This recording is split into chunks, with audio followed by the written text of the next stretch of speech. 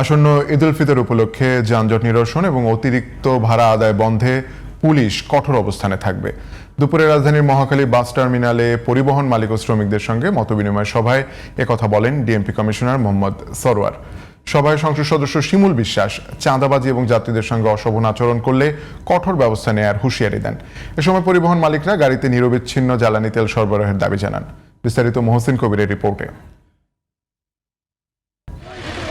ঈদকে ঘিরে রাজধানীর মহাখালী বাস টার্মিনালে সাবেক এনা পরিবহন ও বর্তমানে ইউনাইটেড নামে পরিচিত পরিবহনটির কাউন্টারের সামনে কিছু যাত্রী দেখা গেলেও অন্যত্র ছিল ফাঁকা। যাত্রী কম থাকায় বেশিরভাগ কাউন্টারে অলস সময় কাটাতে দেখা যায় পরিবহন শ্রমিকদের। এ কারণে ভাড়াও যথারীতি স্বাভাবিক রয়েছে। ঈদের আগ পর্যন্ত আমাদের অতিরিক্ত ভাড়া কোনো সুযোগ নেই, রেগুলার যে ভাড়াটা চলে সেটাই চলবে।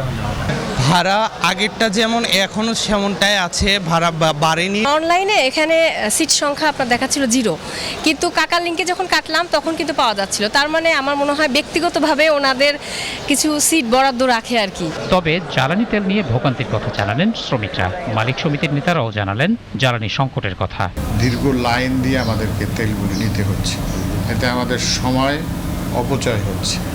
সরকারের কাছে আবেদন করব ঈদ উপলক্ষে যেন এটা আরো সহজ করা যায়। দুপুরে পরিবহন মালিক ও শ্রমিকদের সঙ্গে মতবিনিময় সভায় অংশ নেন ডিএমপি কমিশনার মোহাম্মদ সরওয়ার এবং পরিবহন মালিক শ্রমিক নেতা হিসেবে পরিচিত সংসদ সদস্য শিমুল বিশ্বাস। এ সময় তারা অতিরিক্ত ভাড়া আদায় ও ঈদে সড়কে যানজট প্রসঙ্গে কথা বলেন। আমরা মুখে বলছি যে আমরা কোনো বাড়তি ভাড়া নেব না, আবার দেখা যায় আমাদের অগোচরে কেউ বাড়তি ভাড়া নেওয়া। বাংলাদেশটার ইমেজটা আমাদের জন্য সত্যিই প্রয়োজন। মালিক সমিতির বিরুদ্ধে অ্যাকশন হোক, শ্রমিক সংগঠনের বিরুদ্ধে অ্যাকশন হোক। ইন্টারিম গভর্নমেন্টের সময় আমরা যতটা না সিরিয়াস, আমরা তার চেয়ে বেশি সিরিয়াস এই আগামী ঈদ যাত্রা। বাসের ভাড়ার তালিকাটা টানিয়ে দিবেন এবং বাসের শিডিউল, কোন বাসটা কখন আসবে, কোনো কারণে কোনো বাস যদি শিডিউল ফেল করে প্যাসেঞ্জারদের জানিয়ে দিবেন। এদিকে যাত্রীদের চাপ বাড়ার সঙ্গে অতিরিক্ত ভাড়া আদায় পরিবহন শ্রমিকদের নৈরাজ্য বৃদ্ধির আশঙ্কা করছেন সাধারণ অনেক যাত্রী।